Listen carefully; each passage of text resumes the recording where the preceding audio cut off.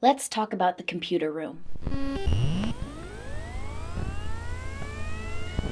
Back when the internet wasn't a constant, all-consuming presence in the life of the average person, it was a common phenomenon for homes to have a designated computer room, where the sole desktop computer used by everyone in the household lived. While sometimes this wasn't actually its own designated room, the point still stands. The computer was contained, limited, a small section of space that you could easily walk away from and resume real life, a real life that had minimal overlap with what you did online. Despite the inconvenience of the computer room compared to the perpetual access to devices that you see today, I find this arrangement to be preferable in many ways. In a world where information overload is never more than a few feet away, having that experience restricted to a few square feet of space that may or may not already be taken up by your dad seems quaint, almost idyllic. That's not to say that this is impossible to accomplish in the modern day. You could simply have one desktop computer and no tablet, smartphone, or other internet-connected devices. But once you've gotten used to the convenience associated with being tethered to a device, that's hard to break yourself from, and doing so is often an entirely unreasonable prospect when constant digital availability is assumed to be the default by family, friends, workplaces, and other essential aspects of life. The computer room has expanded from a little nook in the corner to something so immense as to be nearly inescapable. And with that expansion, the dangers presented by the internet are greater than ever before.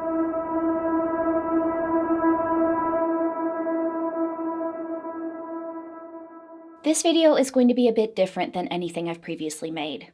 It will not be happy, it will not be cozy, it will not be particularly funny, and if it's nostalgic, it'll be in a bad way. I'm making this because I want to address something that has become extremely concerning to me, which is the fact that it seems like the general public has started to forget about the concept of internet safety. I see signs of this everywhere. Kids browsing the internet with their full legal names, ages, faces, and locations attached. Kids openly participating in adult-oriented communities while sharing that information. Kids who do anonymize themselves being screamed at by grown people who insist that their anonymity is deceitful. The stigma against blocking and digital boundaries, the proliferation of communities that encourage destructive behavior, the collapse of online spaces for kids and the subsequent invasion of adult spaces by children. I just have to ask, are online safety skills even being taught anymore? By parents or by schools? I think it's pretty important that this video be made with all ages in mind, so I will not be swearing. My other videos are intended for teens and up and do contain both swearing and some content that's inappropriate for younger audiences, so keep that in mind if you're new here and would like to check out my other videos. Sometimes I worry that the takeaway that some people, especially younger people, get from my videos is that the internet in the 2000s was this wonderful place where nothing bad happened, that it was all virtual pets and dress up and whimsical MMORPGs. The real takeaway, in my opinion, was that the internet in the 2000s was also pretty miserable, but just much less so in comparison to the intense, concentrated, and highly intentional misery of the internet as it exists today. And this is also the case with online safety, the practices surrounding which have been failing children for as long as social spaces have existed on the internet, but are now failing children in a way that is both more profound and seemingly more avoidable. In a lot of ways, I feel like I was failed in regards to my online upbringing, but I can't say that I hold much resentment over this. My parents had no framework to understand the kind of risks posed by online interactions, and neither did my teachers. I was among the first to grow up fully immersed in the culture of the internet, a time often referred to as the Wild West, and it's something that couldn't possibly be extensively documented at the time because there was no precedent for its existence. But what about now? We've had several decades to come to grips with the reality of the internet being a constant presence in our lives, and so of course we would be more savvy, more aware of what could go wrong, more capable of protecting young people, and more willing as adults who grew up with the internet to make concessions to protect them. But because we live in a bizarro world where everything is terrible all the time, this is far from the case. It seems like instead of becoming more wise, we've become more resigned. Instead of implementing meaningful solutions to these issues, we've either accepted them as the default or embraced the equally unhelpful option of rejecting the internet entirely. Today, I would like to talk about the issues surrounding online safety education, address the potential solutions, and just, in general, try to tackle the topic in a way that isn't totally unhelpful.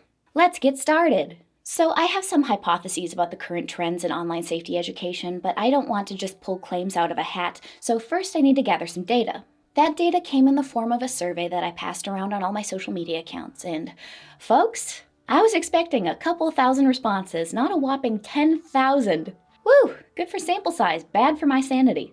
And I had to cut it off there, or else I would have been reading the written input sections for the rest of my life. In this survey, I first asked about the self-assessed quality of online safety education received in school, and then from parents, and finally some general questions about experiences with online safety as a whole.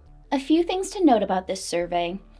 First of all, I am not a professional data analyst, and this survey absolutely would not pass muster in an academic or scientific capacity. I am a YouTuber with an art degree who spent a couple hours making a Google form and then ran it by some people who are also not professional data analysts before hitting publish. And therefore, you should probably not cite this data in your assignments. Second, because this survey's core audience aligns with my own, there's going to be a bit of skewed data. First of all, because of the nature of my channel, the respondents are more likely to have grown up very online compared to an unbiased sampling of the population. The data collected here also skews towards being around the middle of Gen Z, female, and from the USA. In general, my discussion of this topic is going to be from a US-based lens because I have very little qualification to discuss the state of public education outside this country. So let's take a look at the data. About 2/3 of the respondents answered yes to having been taught online safety skills in school, with the responses on whether or not they thought those lessons helped them be more safe online divided nearly half and half between yes and no. Well, that's all well and good, but what happens when I break this data down by graduation year? While I was sorting this spreadsheet, I began to have this nagging fear. What if my observations about the current state of online safety don't actually line up with the data presented in the survey? What if kids today are actually getting way more comprehensive internet safety lessons? Am I going to have to restructure my entire argument? Am I going to have to just pitch this entire script? Well, turns out that I didn't have anything to worry about. For basically every single data point, the by graduation date breakdown supported my hypotheses, showing the same pattern of decline for nearly every aspect of online safety, from the frequency and quality of teaching, to parental involvement, to the likelihood and severity of getting involved in dangerous situations online. On one hand, yay! I don't need to do a total upheaval of the concept of this video. On the other hand, oh no. Oh no. So let's see what happens to the self-assessment question when it's divided up into 6 categories. People who graduated in 2010 or earlier, people who graduated from 2011 to 2013, 2014 to 2017, 2018 to 2021, 2022 to 2025, and people who will graduate after 2025. For non-Americans, this refers to when you finish your 12th year of schooling. Our first group had a 60-40 split, with the majority answering that the online safety skills they learned in school were helpful. The next group is even better. 65% of respondents from the classes of 2011 to 2013 answered that they thought it helped make them more safe. And after that, we start to see a trend. Back down to 61% yes from 2014 to 17, 57% yes in 2018 to 21, 49% yes from 2022 to 25, and only 38% yes from post-2025. Nearly an exact opposite distribution from the first couple groups. Okay, but what about parental guidance? Are parents stepping up to fill the deficit? Well, yes and no. To be clear, in this case, parent is a placeholder term for anyone who is teaching online safety skills at home, whether that be actual parents, legal guardians, older siblings, or anyone else filling that role. Parental guidance reliably demonstrated better outcomes when it came to online safety. However, that same pattern of decline is still present. For the question, do you feel like the online safety skills taught by your parents helped you avoid dangerous situations online? It once again peaked in the 2011 to 2013 group with an impressive 88% yes. And after that, it starts to slip. 2014 to 2017 answered 72% yes. 2018 to 21 answered 67% yes. 2022 to 25 answered 62% yes. And post-2025 answered 56% yes, a 32% drop from peak. Still more than half and substantially better than the numbers from school-based learning, but that's still a pretty steep decline. The same trend can be observed in nearly every single query. Reliably, the 2011 to 2013 group reports the best frequency and quality of teaching, as well as the best outcomes, and post-2025 consistently reports the worst, and often by an alarmingly wide margin. So, what exactly went wrong here? I can really only speculate as to why the quality and efficacy of online safety education has gone down so sharply, but there are a few factors that I think make sense to point to as far as how this could have happened. I suspect that the largest factor involved here is that the internet is now something that we generally take for granted. It's no longer this new, exciting, scary, uncharted horizon, it's background noise. And that means despite the increased saturation, there's less awareness of how the internet affects the lives of people who regularly use it. I mean, the same parents who are pulling their hair out panicking over raising their children during the advent of widespread internet use are now the same people who are addicted to commenting amen under AI-generated pictures of Jesus. I don't want to claim that a reduction in fear-mongering has led to worse online safety outcomes, because I believe that fear-mongering is inherently unproductive, but it does perhaps indicate a reduced level of awareness of the potential risks. And with this shift came complacency. These days, it's often considered a given that kids will be taught these skills at home, and then parents assume those skills are getting taught in school, and so it never gets taught at all. That, or there's even less consideration of the topic, and the thought of whether these skills are being taught just never crosses their minds in the first place. As people get more experience online, it seems like instead of making them more aware of the potential risks, it's just made them more dismissive. As more and more parents have spent an appreciable amount of their young life online, it's easier for them to be like, well, I grew up online and I turned out fine, so there's no problem. This, of course, is an assumption that ignores several realities. No matter how online you are only ever seeing a tiny sliver of the big picture. For every online community that you're a part of, there are thousands upon thousands that you've never even imagined could exist. People who've had relatively uneventful online upbringings don't really have much of a concept of what a worse outcome could look like, or how to identify the signs of that happening to younger people under their care. Online safety is not a one-and-done affair. It's not something that you just teach one time and then it's embedded in the ancestral memory of all future generations. It's something that needs to adapt, change, and grow in a way that is responsive to the online landscape. And that, I feel, is the core issue with what we're seeing today.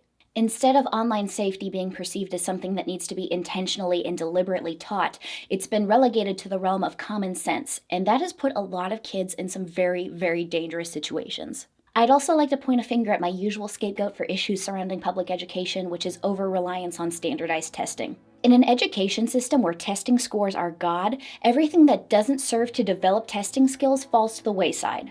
That includes arts education, that includes life skills classes, and that certainly includes online safety. Because why teach kids how to keep themselves safe on the internet when you could be teaching them how to fill out bubbles in a way that can effectively appease a Scantron machine? And to be honest, even when things were better, it still wasn't great. Genuinely comprehensive, relevant, and well-taught online safety education has always been the exception rather than the rule, and that especially applies to the information taught in schools. So from the written input sections of my survey, I've deduced a few common ways that people believe that online safety education has failed them.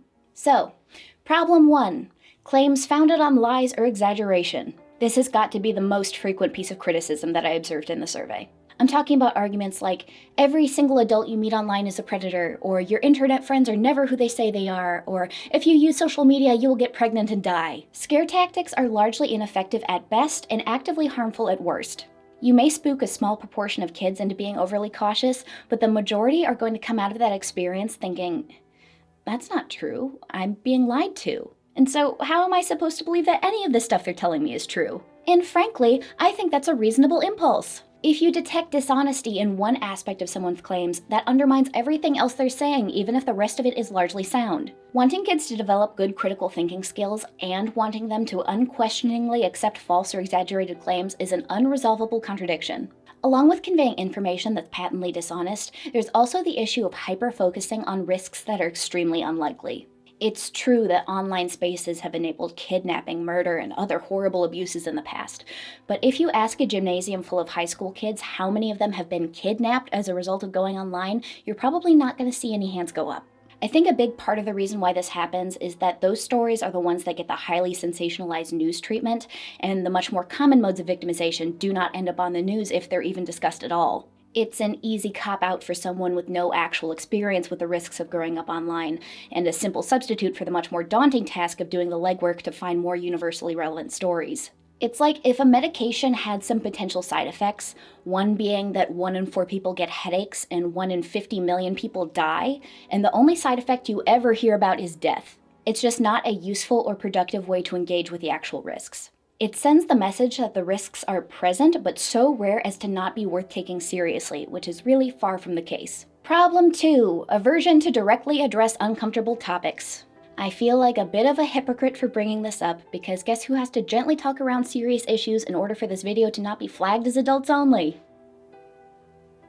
Unfortunately, YouTube is no longer a medium where serious discussion of the specifics of these risks is viable, but there's no yellow dollar signs in a school or home education setting, so I believe there's no real excuse for this beyond wanting to avoid the discomfort of bringing it up. Although there are certain places in the USA that get awfully trigger-happy with punishing teachers for introducing material that could be potentially inappropriate, and that issue is only getting worse.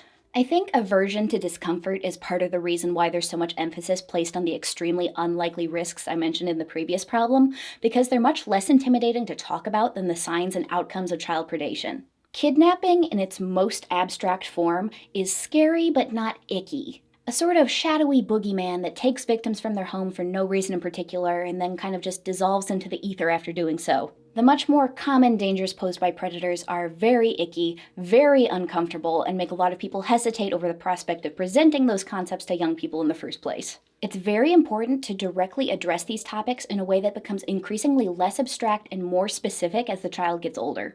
Giving kids the mental frameworks and appropriate language to discuss abuse is an extremely important step in protecting them from abuse, especially starting with teenagers who tend to have a greater level of autonomy when it comes to things like leaving the house, spending money, and starting romantic relationships. There really needs to be no minced words as to why these things are scary and what could specifically happen if red flags are ignored. And yes, those conversations might be difficult and unpleasant, especially for the person conveying the information. It's just one of those things where individual hang-ups need to be set aside for the common good. Problem 3, failing to respect the intelligence of the audience and poor age targeting. Part of this ties into the issue of false and exaggerated information, and part of it also ties into talking around and taking a sanded down approach to serious topics. But a lot of it also has to do with the way that the material is presented. Kids hate feeling patronized, and a lot of the available material is very, very patronizing. When I was looking for online safety PSAs to use for supplemental footage, I found quite the range of material. Some were very serious and quite harrowing. Some were more lighthearted, but not in a way that crosses the boundary into being condescending. And there were a lot that were silly, wacky, and zany in a way that is just completely inappropriate for the gravity of the information that it's meant to convey. I saw a lot of clowns, some of which were playing Fortnite, a lot of puppets, a lot of silly cartoon characters with Mickey Mouse-ish voices, some of which were literally Mickey Mouse. A lot of it has less to do with the execution of those materials and more to do with the fact that those materials are being shown to an audience that is much older than its target demographic. For example, a second grade class might respond positively to a cute little interactive adventure featuring a cartoon mascot, but the same presentation is not going to be received as warmly by middle or high school students. As soon as kids acquire even 1% of cynicism, any material that is presented like this— Hey! Today's show is about keeping safe when you're on the internet. Yeah! is going to be automatically disregarded. As the survey responses indicate, there was often not a ton of discrimination as to what material is being shown to what audience, and that can severely undermine the message. Problem 4, superficiality. Another frequent complaint that I encountered in the survey was that a lot of people's internet safety education was presented as a list of demands with no reason for why those demands are being given. With every prescriptive statement, it's important to include at least 2 other pieces of supplementary information. 1, why this action will increase your safety, and 2, what are the potential consequences of failing to follow through on that. For example, if I just say, don't share your real name online, that's not a useful way to convey that information. It just comes off as meaninglessly authoritarian, and even though the reason behind that statement might be obvious to me, you can't just assume that what is common sense to you is common sense to everyone else. Compare that to the same information being shared with the 2 extra details I mentioned. Don't share your real name online because a stranger knowing your real name can make it easy for them to find other information about you, like your school and address, and that could allow bad actors to stalk you, follow you home, dox you, or swat you. That extra bit of information gives you something to latch onto. It's not a bad thing to attach a feeling of alarm to something where the potential consequences can be genuinely scary. You just need to be realistic about what those things are and avoid presenting them as absolute inevitabilities, because then you're getting into the territory of false and exaggerated claims, and then you're all the way back to not much better than nothing at all. Problem 5, failing to recognize young people's agency. This is probably the trickiest issue to handle because it's hard to broach the topic of how young people can voluntarily put themselves in dangerous situations without coming off as blaming the victim. However, presenting all risks of online use is something that young people are subjected to and not something that some young people voluntarily engage with is really not doing anyone any favors. There are kids who will falsify their identities to participate in adult spaces. There are kids that don't falsify their identities and still participate in adult spaces. There are kids that will actively choose to engage in vicious harassment campaigns against their peers. There are kids that eagerly participate in dangerous communities, and there are kids that will seek out horrific material just for the fun of it. And that's not to say that those kids deserve to be victimized, because they don't. But to ignore the element of choice that is present in all of those situations is to ignore a key part of why those dangerous situations are happening in the first place. You hear a lot about how adults who actively pursue children are dangerous, but you don't hear a lot about how adults who don't disengage when given flirtatious attention from minors are also dangerous. And yeah, I get it. That is an uncomfortable thing to even think about, much less to discuss. But boy, growing up in the peak era of nymphet aesthetic, Flower Crown, Lana Del Rey edits, my generation probably could have used a lot more of that type of discussion. It's important to convey that doing dangerous things of your own free will does not make you any more safe than somebody encountering that situation by deception or fraud.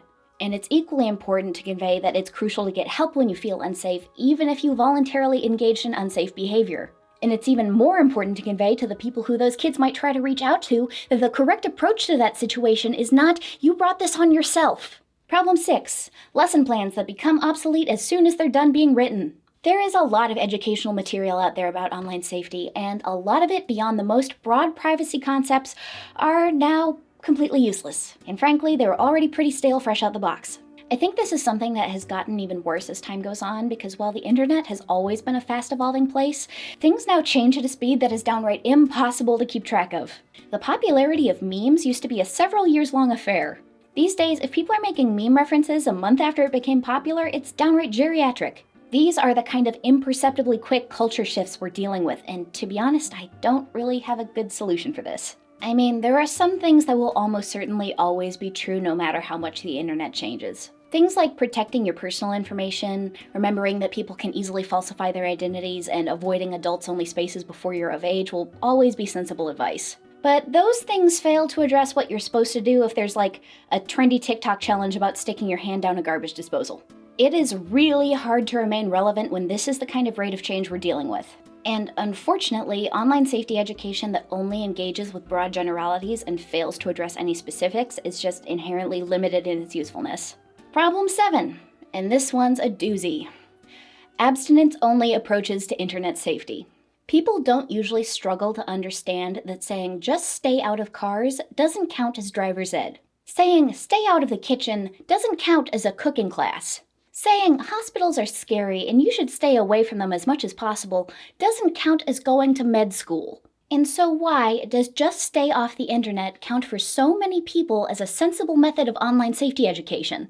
I assume for many people this is an Occam's razor type conclusion. If there are all these dangers posed by internet use, the simplest answer is, of course, just don't use it at all. You can never get hurt if you don't subject yourself to any risks, right? Well, there are a few critical problems with this train of logic. First, it's just unrealistic. Having access to devices is considered essential in nearly every aspect of society, from education to healthcare to financial services. You're expected to apply for jobs and develop career connections via the internet. You're expected to seek out and apply for housing via the internet. You're expected to submit your schoolwork, especially at the post-secondary level, via the internet. Not teaching kids computer and internet skills is failing to prepare them for the real world in the same way that refusing to teach basic housekeeping skills, financial literacy, or personal hygiene would be failing them. Second, the only person who you have meaningful control over whether and how they access the internet is yourself. Sure, you can keep little kids away from devices, and perhaps you even should until they reach a point in their lives where it gains a practical function. But the older kids get, the more freedom they have, and the more willing to rebel against the wishes of their caretakers they become.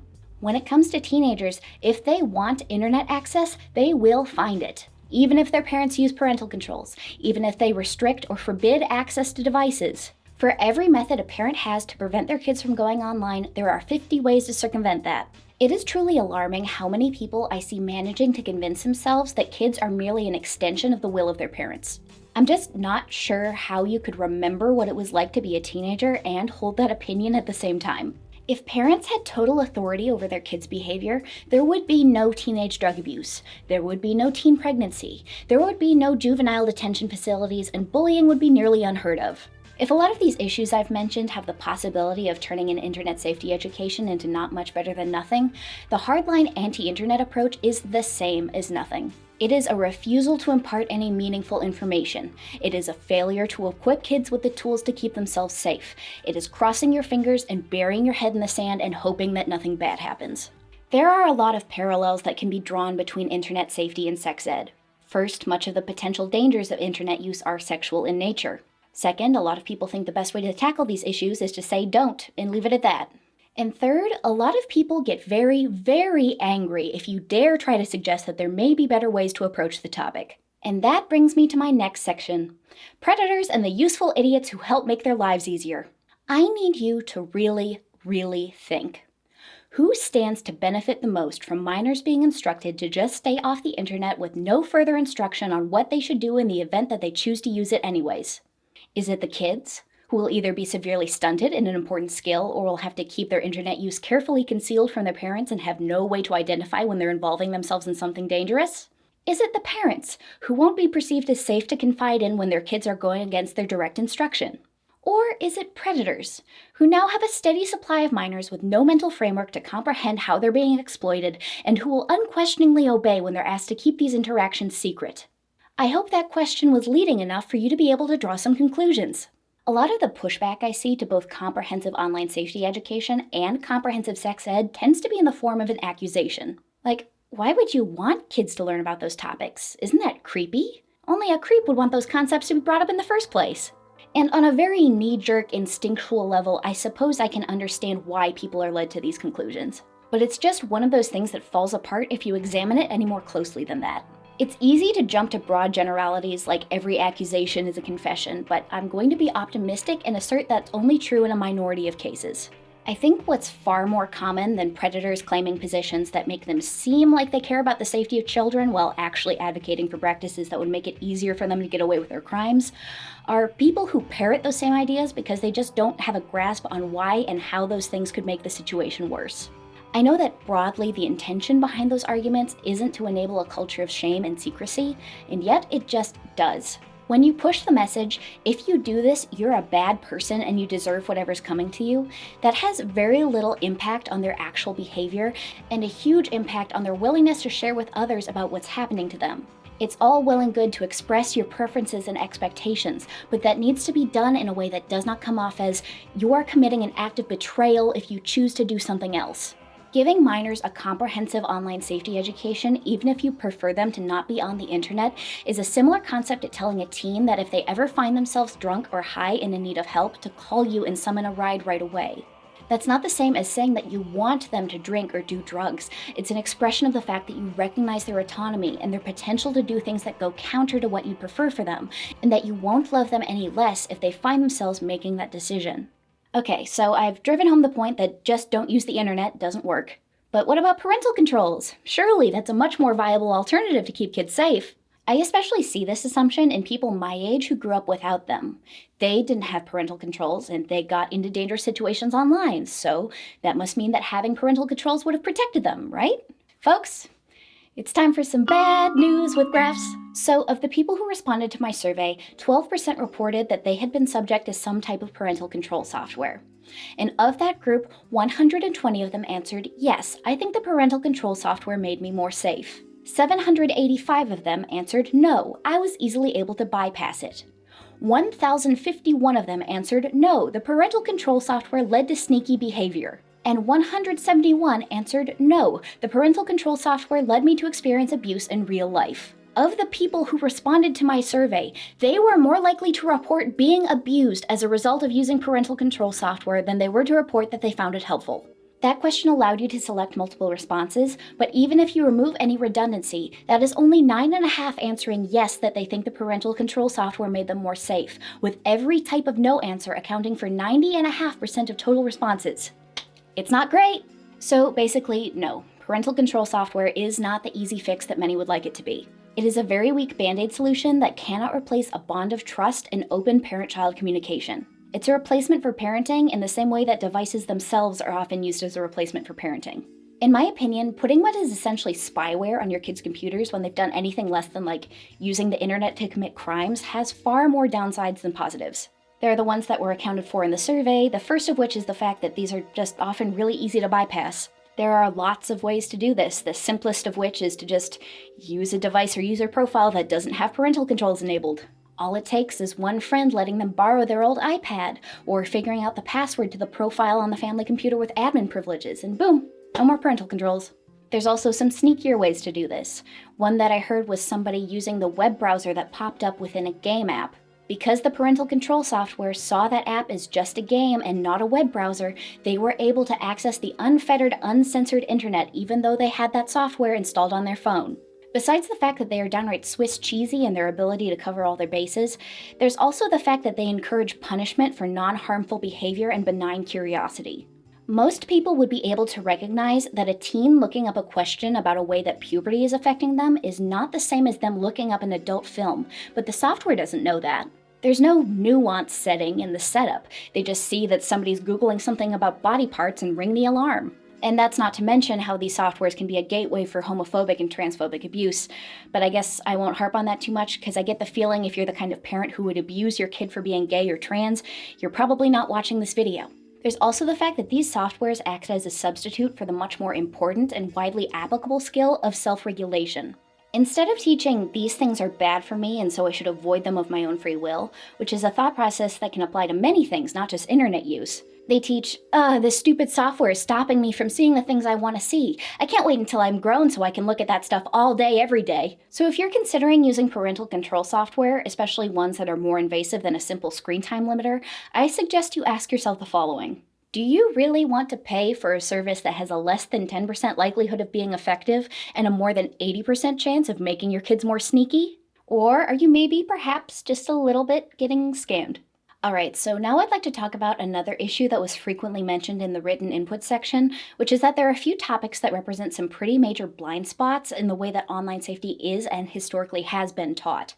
So let's talk about the underrepresented dangers of internet use. So you've got the staples of online safety education, protecting your personal information, identifying predators, and topics related to cyberbullying. But what I feel like isn't discussed nearly enough in proportion to how potentially dangerous it is are the things that can harm your mind through the simple act of engaging with them. I call these cognitohazards. Yes, I'm borrowing an SCP term, but I think it's appropriate here. I really feel like these online cognitohazards are not all that dissimilar from the fictional concept of a thing that can supernaturally distort and harm your mind just by the act of looking at it. And there are three big ones that I've identified as being particularly dangerous and particularly widespread. 1. Political extremist pipelines. 2. Pro-mental illness communities. And 3. Extreme violence content. Let's take a look at that first point. In this case, I'm qualifying extremist as any group that uses political beliefs in a way that can encourage young people to go out and hurt others. This can technically be found all across the political spectrum, but there are two groups in particular that have encouraged a disproportionate amount of violence in the United States. The first being alt-right communities, and the second being incel communities, and all the way those two groups tend to overlap. I need to clarify what I mean by incel here, because when I've offhandedly brought up that word in the past, I've gotten some people upset because they assume I'm leveling a personal attack at something that someone has no control over. The most bare-bones, context-free interpretation of the word incel is that it's just a portmanteau of involuntary celibate. But in practice, it's really much more than that. To be an incel is to be a willing participant in a subculture built around self-loathing, dehumanization of women, and violence. It is voluntary participation in a group that is notable for its tendency to inspire harm, both to the members of that subculture and to the people around them. Being a virgin is often not a choice, but being an incel always is. So if you think of yourself as an incel because of your sexual history but are not involved in this subculture, sorry, I'm gatekeeping you. But also, I'm really not sorry at all because you need to understand the cultural context of the labels you use, and this is not something that you should want to be involved with in the first place. The power of this cognitohazard is to turn a kid raised by parents who have encouraged open-mindedness and kindness consistently throughout their entire lives into a rabid bigot who refuses to listen to or respect any point of view that doesn't echo their algorithmically imposed frame of mind. That's why it's so important to have some idea of what these kids are tuning into, what ideologies they're being exposed to, and encourage skepticism and critical thinking if you detect even the tiniest whiff of this type of content, because if they find themselves actively identifying with it, it's already too late. That's not to say that deprogramming is impossible, but it becomes much more difficult for a person who's actively enmeshed in it. These groups operate much in the same way that cults do, and cult members do not like to be told that they are in a cult. It reinforces their mindset of being under attack, and especially if that message is being delivered by the kind of person who these ideologies dehumanize, for example, their mother, that's just another point for the women are the enemy tally. Cult members also can't be forced to leave a cult against their will, and that's why it's so important to get ahead of this instead of ignoring the issue until it turns malignant. Any type of content that sends the message, there are some demographics that don't really count as people, regardless of political affiliation, is a cognitohazard. Anything that conveys the way you are is the correct way to be and any other type of person is inherently inferior is pure, unadulterated brain poison, especially for a young mind. Obversely, content that conveys you are worthless and inferior, but only because you have been laid low by society, and the only way to restore your value is to take away your enemy's rights, is also a fast track down a path that often ends in violent destruction. The scariest part about these things is that a young person's introduction to them can often be entirely involuntary and unintentional. A 12-year-old boy can click a recommended video with a title like, "Rabid Feminist Has Epic Meltdown," not because they have any particular disgust or hatred towards feminists, but because they think it's funny to see people acting up in public. Then that sends the message to the recommendation algorithm that, hey, this kid wants to see more content like this. And then, a month later, his feed is entirely flooded with Andrew Tate and his cronies and whoever else is the talking head hate monger of the week, and now that's the only stuff he watches. And then another month later, he's completely drowning in self-loathing and talking to his internet friends about which girls from school he wants to hurt. And all of this is completely by design, by the way. That's where profit-first mentality leads. If these social media sites want their users to stay engaged at all costs, they don't care if they're brewing up conditions that could lead to violence and social disorder. The same can be said of the second major cognitohazard, pro-mental illness communities. Now, this is not a new phenomenon. This was already a hot-button issue when I was quite young, and for a while it seemed to be on the decline. But now it's popped back up in a big way, and in a way that is remarkably scarier than its previous incarnations because of that aforementioned algorithm issue. This is, and always has been, especially bad in regards to content that glorifies eating disorders, but can also be applied to the full spectrum of mental illnesses that can be extremely dangerous if left untreated. The difference between then and now is that if you wanted to find these communities in the past, you probably had to go looking for them. They were often tucked away in bespoke websites and forums, and often not easily able to be found via search engines. That meant that the only people who were accessing this content were the people who were specifically seeking it out. And while that didn't make it any less dangerous to engage with, that did severely limit its scope of reach. These days, it's just as easy to slip into one of these communities by accident as it is to find yourself in an extremist content rabbit hole. I get posts recommended to me from pro-ED accounts constantly, especially on Twitter, even though I never interact with this type of content, hit the not interested button, and block the user every single time. And as someone who struggled with one very badly when I was a teen, this is very distressing to me. It's clear that this kind of algorithm behavior is both sending recovered people into relapse and inflicting these issues on people who have never previously struggled with body dysmorphia. And I just have to ask, what on earth happened here? Back in the mid to late 2010s, there was this huge, far-reaching crackdown on these types of communities, with the relevant tags being banned and offending accounts being purged, and generally an active effort to make these communities as difficult to engage with as possible. But these days, it's like we've forgotten that it's an issue. Whenever I level any type of criticism at these communities, I tend to get the same arguments in response. People can't help the fact that they're mentally ill, and so it's not fair of me to be coming after them like that. And to that I say, having a mental illness is not a choice, but evangelizing your mental illness, and especially to an audience of primarily young teenagers, is absolutely a choice. It is the difference between doing something that is harmful to yourself and choosing to inflict that harm upon others. I also see, well, the community that I'm in is pro-recovery, so it's not the same. And to that I say, you cannot be in a community that glamorizes mental illness and is pro-recovery at the same time. Perhaps they'll make superficial nods to the fact that recovery is a positive thing, but to be meaningfully pro-recovery would be to completely disavow the practices and rituals involved in the disorder. Ultimately, all of these groups are a crab bucket. If someone wants to try to climb out, there will be dozens of others desperately trying to pull them back in. These communities can and do result in permanent health consequences, hospitalization, and death. They instill thought patterns that can plague you even decades after recovery. They can take a fairly mild mental illness and turn it into something that destroys every single aspect of your life until it eventually destroys you along with it. And that is absolutely not to say that discussion of mental illness should be off limits, because that creates a whole bunch of new problems all on its own. But there is a big difference between communities that are focused on support and recovery and ones that actively encourage their members to get worse, and even a little bit of the latter severely undermines the effectiveness of the former. The last of the big three is exposure to extreme violence content. In this section, I'm specifically referring to actual footage of real-life violence or anything that presents itself as such.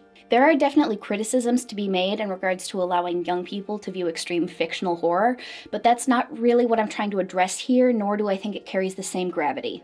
This, I've found, comes in three major forms, the first of which is unintentional exposure. This is the one that is most common, most difficult to avoid, and most difficult to address, because it's often intentionally fraudulent in its presentation. This comes in forms like getting recommended violent content without actively seeking it out, or videos that are mislabeled with the intention of tricking people into watching scenes of horrific violence. Unfortunately, due to the deceitful nature of this type of exposure, there isn't much that can be done to prevent yourself from being subjected to it. Generally, the best thing that can be done upon seeing this type of content is to stop watching it as soon as possible and report the account that posted it, because these are nearly always in violation of the terms of service of the sites that they're posted on. Then there's extreme violence content as a type of social hazing ritual. This is less common than the first type and is a practice that is mostly found among young boys. Basically, this is the act of intentionally seeking out and sharing violent content for the purpose of seeming tough. And on the opposite side, refusal to engage with or being actively distressed by this type of content is seen as weak and cowardly.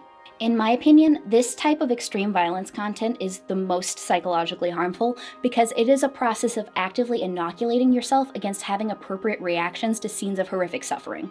There isn't much as far as solid evidence that this kind of behavior leads to cruelty and violence in real life, but it's not a huge stretch to imagine that a steady diet of extreme real-life violence consumed just for kicks could lead some to try to recreate the things they see or even to make new content to post online.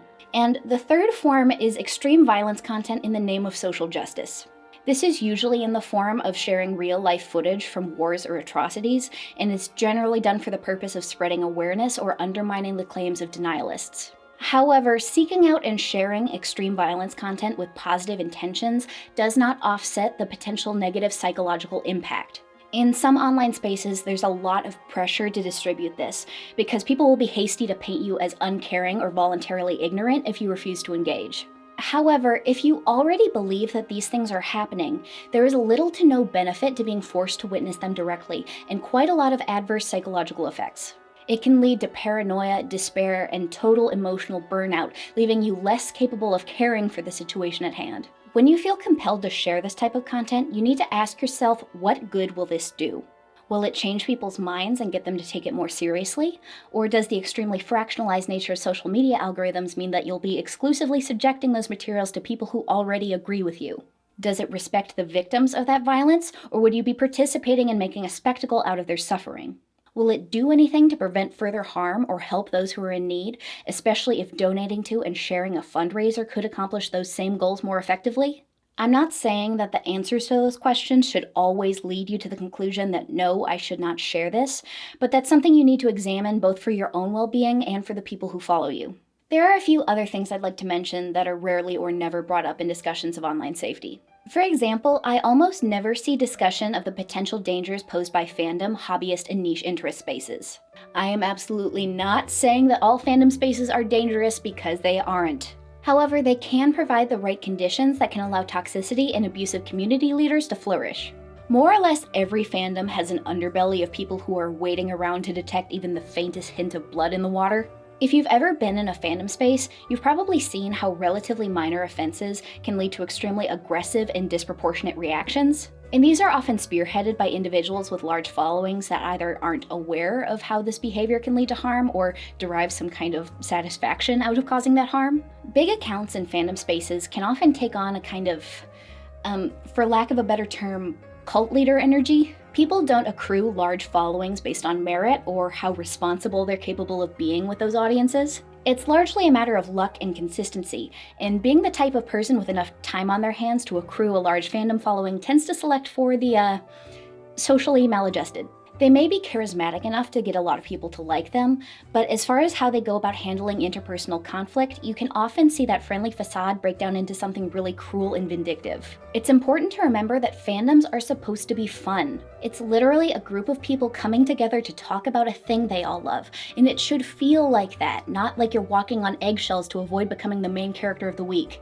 A healthy fandom experience is a highly curated fandom experience. It's one where anyone you see regularly being cruel and rude for no reason is blocked without hesitation.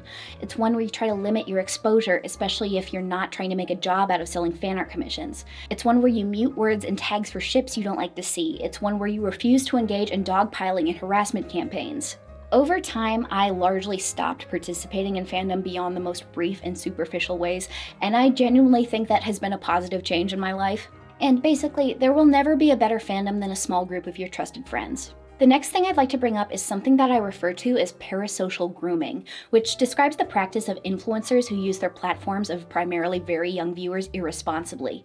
And while they may not have any, or at least not overtly inappropriate, direct contact with their young fans, the lessons they impart from their content can have a very similar psychological effect. The problem is that this is such an under-discussed issue that I basically have no evidence for this happening beyond my own personal experience and observing it manifesting in others. So for the sake of not making things up, I'll just use myself as an example. When I was in middle school, I was introduced to a certain YouTube creator. Let's call him Shame Drawson. Now, old Shame had a lot of different eras to his content, but when I first started tuning in, he was firmly in his edgelord era, as was YouTube comedy as a whole. And since I was 12 and wanted to fit in with my friends who also like this stuff, I ate it right up.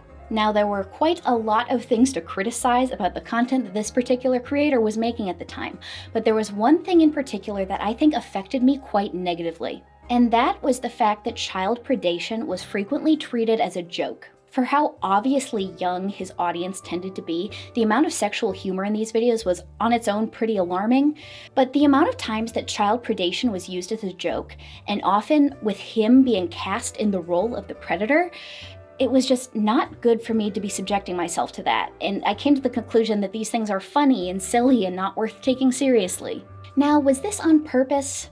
Was it done with the intention of grooming his audience in mind? I think I'll choose to not make any claims in that regard. But the point is, maybe it wasn't, but the outcomes were the same. I developed an over-sexualized sense of humor. I took child predation less seriously. I thought it was cool and charming when I was given inappropriate attention from older people. And I can't say my exposure to this content was entirely to blame for this, but the impact was certainly non-zero. While this all happened to me over 15 years ago, I don't believe that this has meaningfully improved at all during that stretch of time. There are still plenty of creators who make overtly sexualized content while being well aware that their audience is heavily weighted towards young people. And ever since the advent of Elsagate, there are now creators who make that content specifically for young people. And I'm not talking about 13-year-olds, I'm talking about 5-year-olds. I'm not on TikTok because I simply refuse to be, but I would guess that the epicenter of this issue has shifted onto there and other short-form media hubs. And that's not to mention the influencers who encourage parasocial behavior in a way that overtly crosses the line. The fact is, if you only know somebody via watching their videos and interacting with their posts on social media, they are not your friend. Not me, not anybody. And so if you get the feeling that these influencers want you as a non-specific person who they've never interacted with and isn't even their peer, to feel like their friend, that should come off as a major red flag. The last thing I'd like to mention in this section is that abuse and predation is not always in the form of an adult subjecting that to minors.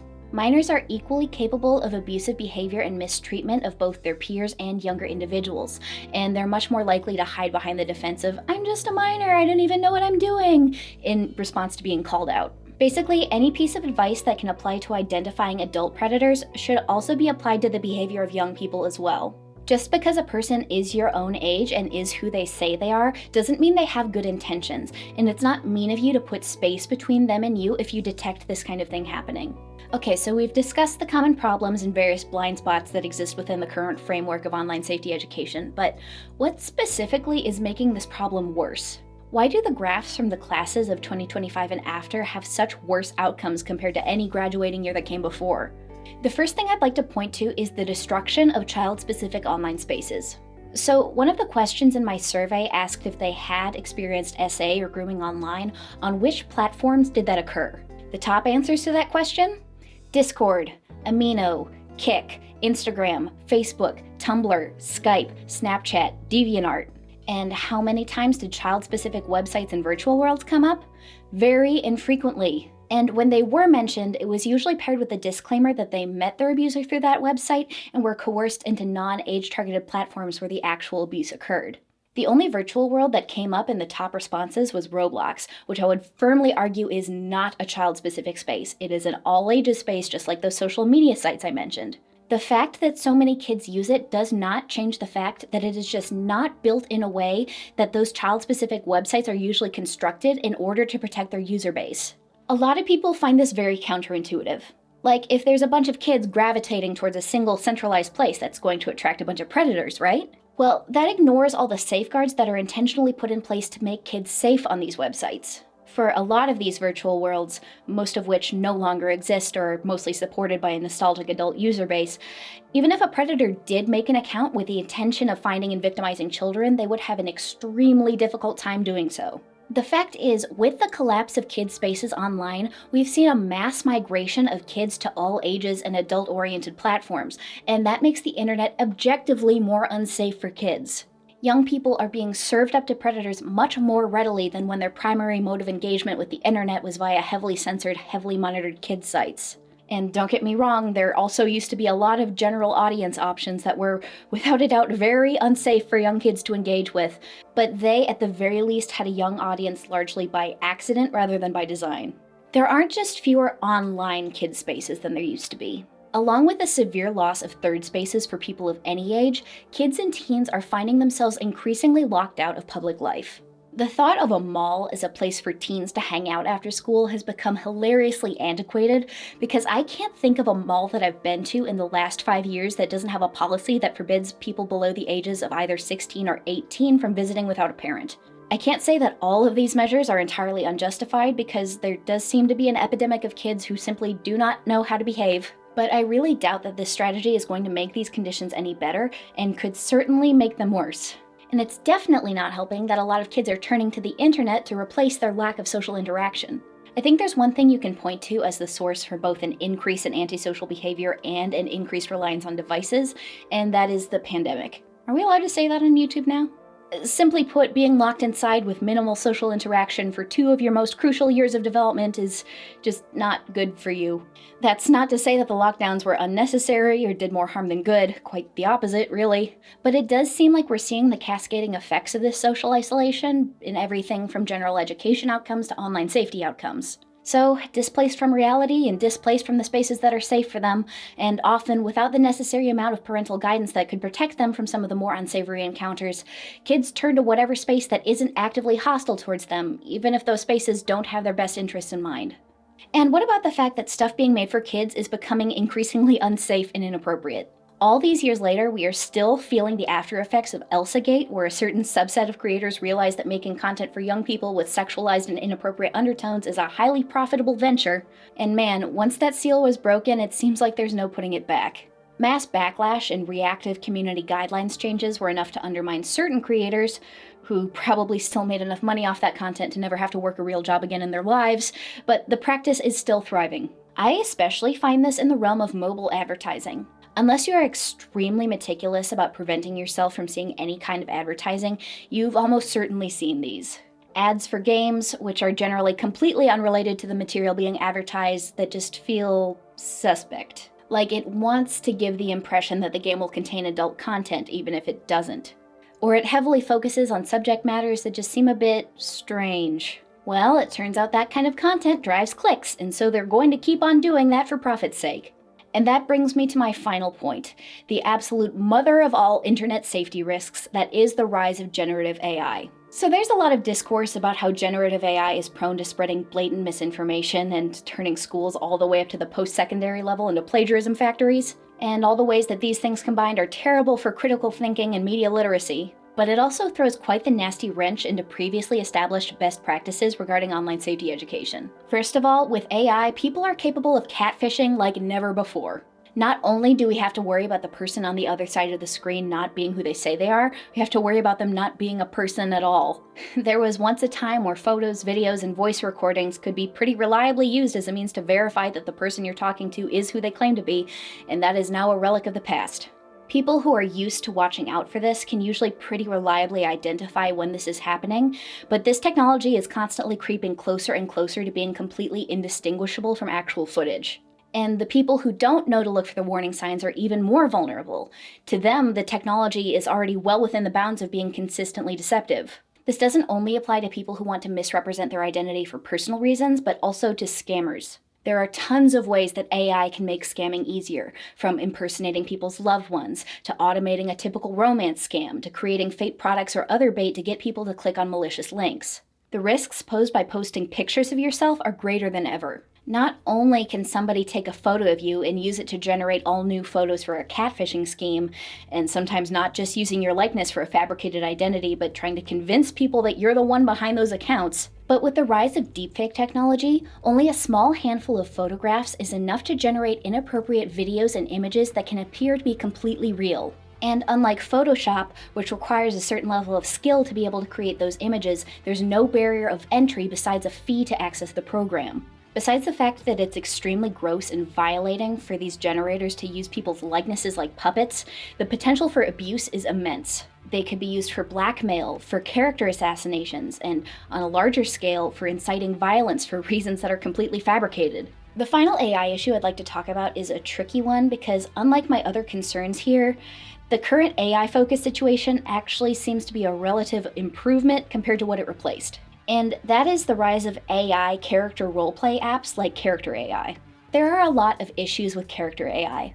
Like any generative AI product, it's bad for the environment and very resource intensive. It has the potential to expose young people to inappropriate concepts that they might rather not engage with or might not have known about at all. It's very addictive and can cause a severe emotional dependency that has already proven itself to be capable of leading to harm if left unchecked. But then again, what we're talking about has replaced the practice of going out and finding strangers to roleplay with. Strangers who often do not even bother to ask each other their ages. It's like asking, would you rather give this kid a cigarette or let them walk into a strange windowless van? Well, obviously give that kid a cigarette. Wait, no, I don't want that either. Oh no, can I just opt out? It's tough because role-playing as characters is fun, and it can be a good fiction writing exercise, and there are quite a few scenarios in which it's difficult or impossible to secure an age-appropriate roleplay partner, or even any roleplay partner at all. I have one alternative suggestion here, and while it's more difficult because it requires you to write out both sides of the conversation, it's more useful for developing your writing skills, ensures that you'll never encounter any nonsensical, boundary-violating, or badly out-of-character reactions, does not expend the same kind of resources that AI does, and does not involve anyone except yourself. What I suggest instead of using Character AI or similar programs is opening up a private solo Discord server and installing Tupperbox, a utility that allows you to set up different character profiles that can be easily summoned by typing their name followed by a colon. And then, boom, your own message disappears and is replaced with a message box from the Tupperbox profile. I highly recommend this to anyone who is seeking an alternative to Character AI and other roleplay chatbots. So what on earth can be done about this? If schools and parents aren't stepping in to intervene, then that must mean it's time for some good old legislative guidance. Ahem. Next section, KOSA and its many clones and why they're uniformly terrible. So, quick explainer. KOSA is a bill that puts the responsibility on social media companies to prevent minors from accessing potentially inappropriate material. When you just put it like that, it seems sensible, right? Well, every time I've ended a question with right thus far, I've proceeded to explain why that's actually a bad assumption, and I'm not about to stop now. We've seen variations of this bill introduced again and again throughout the past couple decades, and every time it's been shut down, because we've thus far lived in a society that's sane enough to notice the huge glaring issues with this type of legislation instead of getting tunnel vision for its limited potential benefits. But now it's back with bipartisan support and zombier than ever. When you hear about these government-led initiatives to tighten the leash on what kids are able to access online, it's important to remember the potential consequences for every single person who accesses the internet. All of these bills propose a potential non-guaranteed benefit to a minority of internet users and huge, sweeping, negative consequences for the majority. First, you need to consider what level of surveillance would be necessary to make this legislation possible. We are already in an absolute data privacy crisis. Now, do you believe that legislation should be focused on mitigating that problem or making it much, much worse? Because bills like these inevitably tip the scales towards the latter. If you are already concerned with the amount of your personal information that is available on the internet, you need to be concerned about this. Because guess what's going to happen if every single one of your online interactions is tied to your government-issued ID? You really think that information can't fall into the wrong hands? Because it can, and it will if allowed to. Then you need to consider what could be lost under the pressure to comply with this legislation. Who is going to have the resources to secure compliance, and who will not? The massive social media conglomerates will certainly be fine, but what about the smaller websites, many of which are already hanging on by a thread? Keep in mind that the targets of this bill do not exclusively relate to X-rated content, but also any type of discussion that could potentially be deemed harmful to children, which is a practice that could include discussions that are intended to be educational and productive. If legislation is passed that gives websites the ultimatum between enacting huge, sweeping, expensive verification systems or being fined into the ground, what do you think will happen to the sites that aren't hugely popular to begin with? Guess I'll die. The online experience has already shrunk substantially as far as variety of offerings in favor of being centralized to the same handful of websites, and legislation like this would only strengthen the tech monopolies and choke out the little guys. And the places that do remain are likely to overcorrect to avoid liability. Frankly, if this type of legislation passes, this video, which I have very deliberately crafted to be friendly for general audiences and in service of promoting productive conversations about this topic, would be considered unsafe for minors. And that loops back to the argument I mentioned earlier. Who exactly benefits most from minors being barred from learning the mental frameworks and appropriate language to discuss when they're being abused? This degree of censorship protects no one and leads to increased vulnerability of people who are most at risk. Then you need to keep in mind who exactly is the arbiter of what is and isn't appropriate.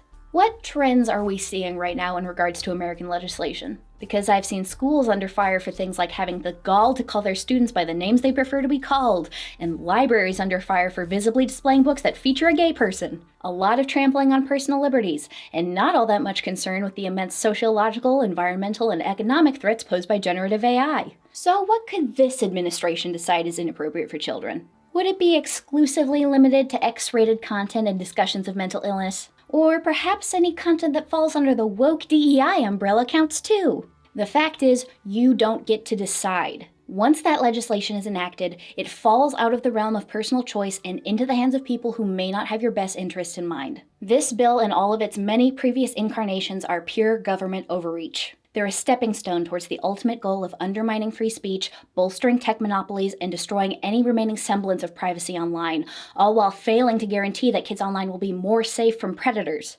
I am of the opinion that government should not be a replacement for parenting, a stance that I believe is fairly bipartisan. But I am seeing people get duped into thinking that these measures are an unalloyed good left and right. Could it have an effect on the amount of inappropriate material kids are exposed to online? Perhaps. But frankly, I do not trust our government to be able to draw that line in a way that doesn't have massive negative implications for the internet as a whole. I believe that there are ways to enact legislation in service of online safety that don't have these far-reaching consequences. For example, focusing the effort on targeting predators, targeting people who abuse deepfake technology, and bolstering and standardizing the practices for teaching online safety. But in order to see meaningful and effective change, we need to not rely on legislation. There needs to be open and productive conversations around this topic in order to increase public awareness. The same way that word of mouth is the most effective form of advertising, word of mouth is the most effective vehicle for social change. So with that said, I would like to end this video on a little crash course in online safety. While these tips are most relevant to young people, I think that people of any age can benefit from keeping these things in mind, both for self-protection and to be able to identify suspicious behavior when it's happening. Tip number 1. You probably already hear this all the time, but it's still really important to take seriously. Limit the amount of information that can be found about yourself online, especially if you're a minor. The less people know about you, the better. Strangers on the internet do not need to know your real name, they do not need to know your age, they do not need to know what you look like, and they especially do not need to know where you live. Anonymity is not dishonest, it is an important tool for self-protection. Even if that information is already out there, you can do damage control by deleting as much of it as possible. Do not allow yourself to be pressured into sharing more information than you're comfortable with, even among people who you consider friends. Tip number 2, trust your gut and enforce boundaries accordingly. If someone online is making you upset or uncomfortable, even for no good reason, put a boundary between yourself and them. Unfollow, block, mute, turn off message notifications, whatever you need to do to make yourself feel more secure. Blocking is not cowardly, it is not mean, and the people who try to convince you otherwise are usually the people who get blocked for good reason. Don't be afraid to use a website's built-in functions to make yourself feel safer and more secure. Tip number 3, be on the lookout for warning signs of predatory behavior.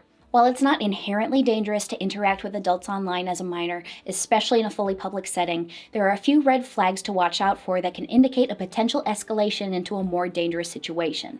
These include insisting on moving from public to private chats, telling you a lot of personal information about themselves or trauma dumping, mentioning that you look or act mature for your age, making a lot of lewd jokes, especially at or about you, asking about your sexual development or history, asking you to take photos of yourself or video call them, even fully platonically, telling you things that they insist need to stay secret, asking you to not tell your parents about them, showing you NSFW images, fanfiction, videos, or other media, asking you to do things that make you feel strange, even if those things don't necessarily seem inappropriate, having conversations with them that you wouldn't want your friends or trusted adults in your life to know about.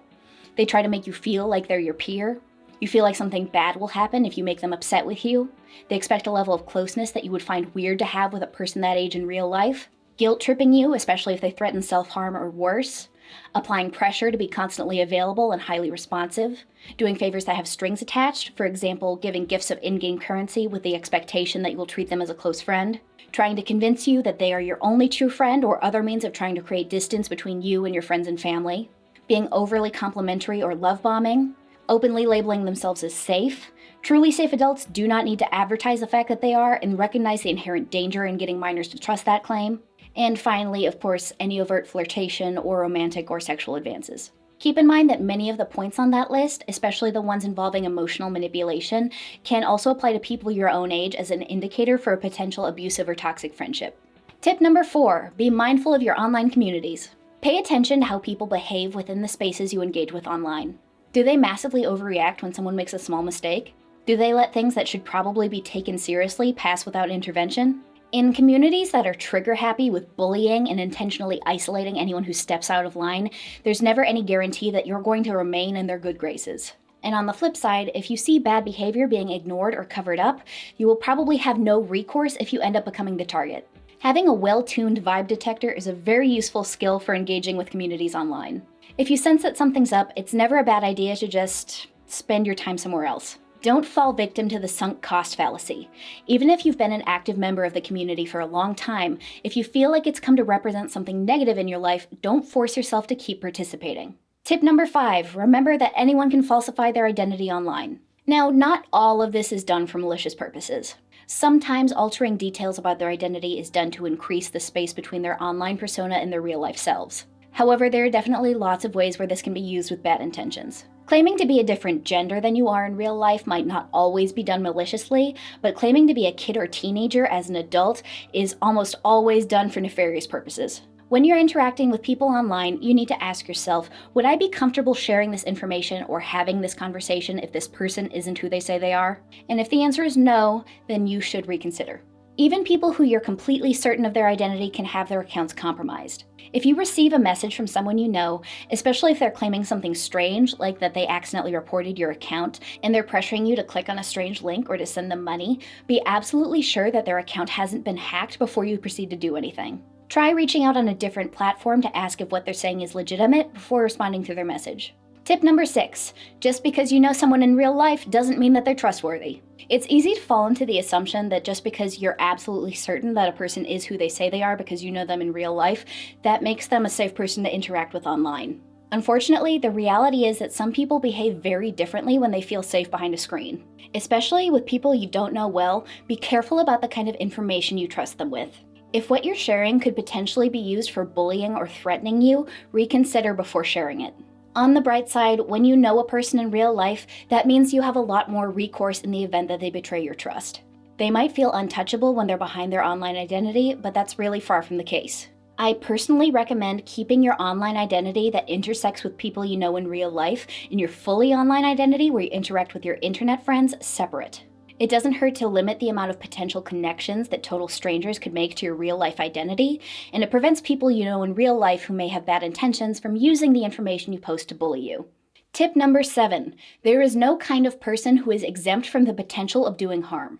It's natural that you're more likely to trust others who you personally identify with. However, you need to keep in mind that just because somebody comes off as superficially very unthreatening doesn't mean they're incapable of doing bad things, including doing bad things to you. Abusive people are good at identifying that kind of trust and exploiting it. Even if they belong in all the same communities you're in, even if they ship all the same ships and like all your posts and seem to be a genuinely really great person, don't let that blind yourself to any red flags that might show up later down the line. And hey, sometimes they will just be a great person. However, you need to be aware that some abusive individuals use the boil the frog approach to escalating their toxic behavior. They'll start out as really nice, but then they'll gradually start testing your boundaries and seeing how much you can tolerate discomfort, until eventually they've created a really awful situation that you feel hopeless to escape. It's a lot easier if you can identify the signs of this starting early and enforce a boundary when you start to feel uncomfortable. Tip number 8, respect age gates. Age gates on websites exist for a reason. They exist not just for the protection of young people, but also for the people who are using the website legitimately. If you do choose to ignore an age gate, which you really shouldn't, it is imperative that you do not directly interact with anyone while doing so. Do not leave comments, do not chat, do not try to make friends, and do not post any content yourself, even if that is only writing or drawing. People engage with those websites under the trust that everyone involved is of age, and you are putting yourself and others in a potentially dangerous situation by allowing people to make that assumption about you. However, that brings me to my next point. Tip number 9, never assume that you are interacting with people your own age. And that includes sites that are specifically meant for kids and sites that are specifically meant for adults. Instead of the point about people who are deliberately misrepresenting themselves, this is in regard to people who offer minimal information about their identities, who you may be compelled to automatically fill in the blanks about who they are. It can be easy to see somebody who talks just like you and is interested in all the same things that you are, and automatically assume that they're your own age. This is never an assumption that you should make, because even if you're really confident that, oh, there's no way that this person could be an adult, or there's no way that this person could be a kid, there is no way to know for sure. This tip honestly goes double for adults, because I see people my age getting real comfortable with people who are fully anonymous and then being totally blindsided when they realize that they were a teenager the entire time. Do not have a conversation with an anonymous individual who you would not want to have with a person who is much younger or much older than you. Someone having an age listed on their profile is not a confirmation that they are as old as they claim to be. Your baseline standard for this person is who they say they are should be, this would not be possible without extremely rigorous catfishing. Tip number 10, beware of disappearing chats. You're not always putting yourself in a bad situation by choosing to use self-deleting chat features, but keep in mind that some people see these features and think that they're free to a total lack of accountability. That can lead people to be more mean, more inappropriate, or even think they can get away with discussing things that are against the law. And because of the nature of these chats, if you ever find yourself in a situation where you're being mistreated, it can be that much harder to prove. Keep in mind that while the chat seems to disappear on your end, law enforcement can still access those chat logs if they have reason to suspect that something illegal was going on in those messages. If you find yourself being subjected to illegal behavior within a disappearing chat, that evidence still exists, and you should go to the police.